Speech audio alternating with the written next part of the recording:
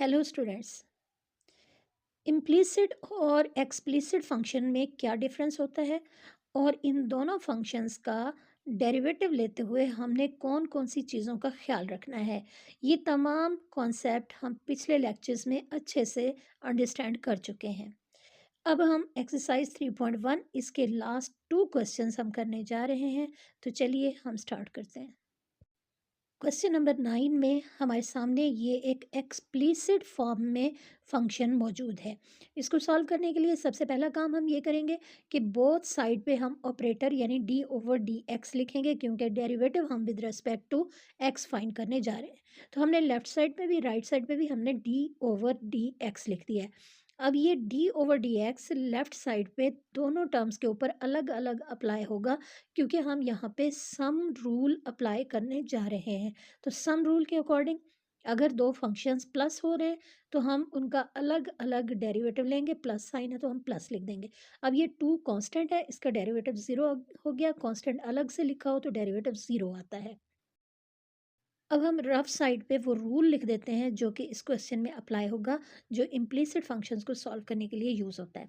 तो derivative y power n n y power n minus one d y over d x, यानी y का derivative with respect to x लेना है तो हम ये फार्मूला अप्लाई करेंगे।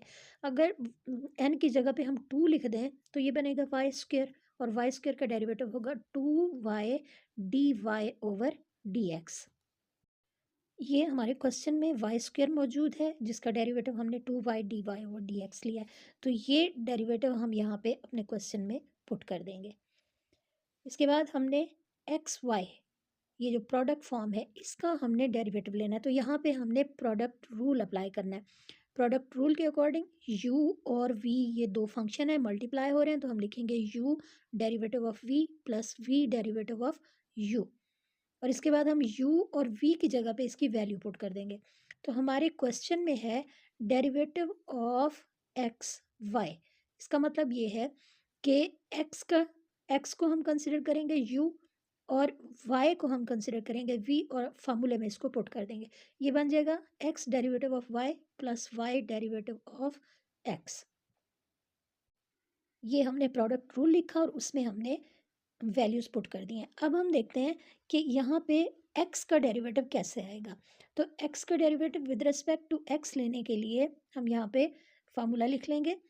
Derivative x power n equal n x power n minus one. ये formula पहले से पढ़ चुके हैं, इसको इस्तेमाल भी कर चुके हैं। अब हम यहाँ पे डेरिवेटिव फाइंड करने जा रहे हैं x पावर वन का। तो ये होगा one x power one minus one, यानी ये ज़ीरो बन जाएगा। तो इसका मतलब ये है कि अब हम लिखेंगे वन, और x की पावर वन है तो ये वन आ जाएगा, और x का डेरिवेटिव x के रिस्पेक्ट से वन होता है, तो ये हमने यहाँ से फाइंड कर लिया। अब x का डेरिवेटिव x के रिस्पेक्ट से वन आ गया, इसको भी हम यहाँ पे पुट कर देंगे। तो y डेरिवेटिव ऑफ x है तो x का डेरिवेटिव हमने वन लिख दिया।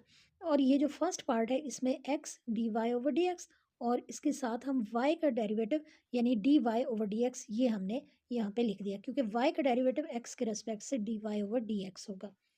अब ये वैल्यूज़ हम अपने क्वेश्चन में पुट करेंगे। तो ये बन गया x derivative of y plus y derivative of x था जो कि वन आ गया, और उसको हम सिंप्लीफाई करके यहाँ पे लिख चुके हैं। रफ साइड से हमने वैल्यूज़ लेके यहाँ पे राइट साइड पे लिख दी हैं।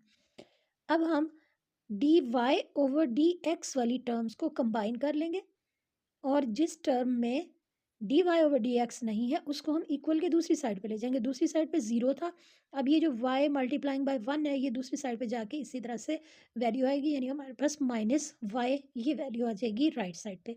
और लेफ्ट साइड पे रह गया ये दो टर्म्स हैं जिनमें d y over d x मौजूद है। तो d y over d x हम यहाँ से कॉमन ले लेंगे।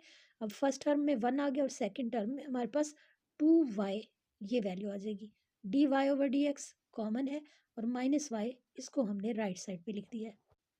अब ये लेफ्ट साइड पे x प्लस टू वाई, ये जो ब्रैकेट में टर्म मौजूद है यहाँ मल्टीप्लाई हो रही है, इसको अगर हम राइट साइड पे ले जाएंगे तो ये वैल्यू उधर जाके डिवाइड हो जाएगी, यानी minus y over x plus two y ये वैल्यू आएगी, और ये हमारे पास d y over d x आ गया, यानी गिवन फंक्शन का डेरिवेटिव आ गया।